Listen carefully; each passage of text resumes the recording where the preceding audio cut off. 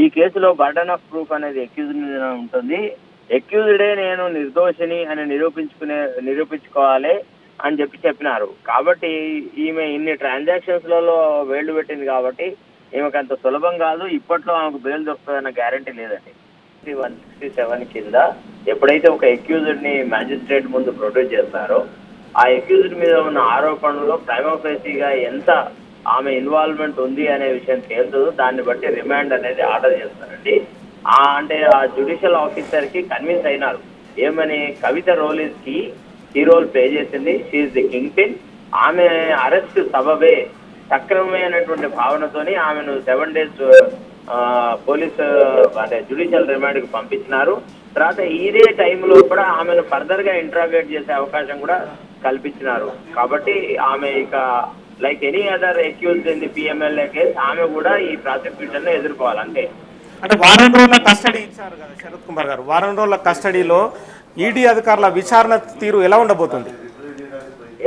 అంటే ఆమె అన్ని తరచు ప్రశ్నలు వేస్తారు. ఆమె ఇదివరకు గతంలో చెప్పిన మాటల్ని, తర్వాత ఆమె ఇచ్చిన ఫోన్లు, ఆ ఫోన్ కాల్ డాటా తీయడము, అందులో దొరికిన మెటీరియల్, తర్వాత ఇతరత్ర అంటే అదర్ అకంప్లిసెస్, కొంతమంది అప్రూవర్ గా మారి చేసిన స్టేట్మెంట్లు, ఇవన్నిటిని ఆమె దృష్టికి తీసుకువచ్చి ఆమె సంజాయిషి కోరుతారు.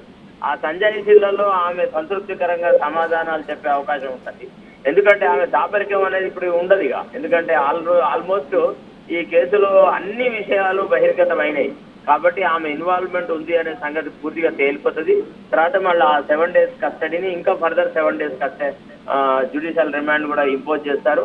ఇక తర్వాత బెయిల్ అప్లికేషన్ వేసుకొని బయటకు రావాల్సింది. అంటే గతంలో కవిత ఈ కేసులో అంటే ఆమె ఇన్వాల్వ్మెంట్ బయటకు వచ్చిన తర్వాత చాలా ఫోన్లను ధ్వంసం చేశారనే ఆరోపణలు ఉన్నాయి.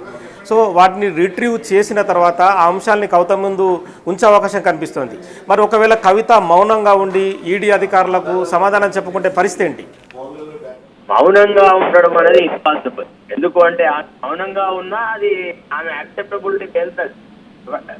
ఇప్పుడు ఈ అంశం ఇది, దీంట్లో మీరు పార్టిసిపేట్ అయ్యారు, ఈ వ్యక్తులతో మీరు ఈ సందర్భాలలో మాట్లాడారు, మీరు మాట్లాడిన విషయం ఇది అని వాళ్ళు చూపెట్టిన తర్వాత ఇంకా ఆమె ఒప్పుకోక తప్పదు. ఆమె మౌనంగా ఉండడం అనేది ఇంపాసిబుల్ అండి, అది సాధ్యమే కాదు. ఈ దశలో కూడా ఆమె పూర్తి కుక్కల వెంటికి ఈ కేసులో ఇన్వాల్వ్ అయిన సంగతి పూర్తిగా నిర్ధారణ అయినాకనే ఆమె అరెస్ట్ అనేది చేయడం జరిగింది.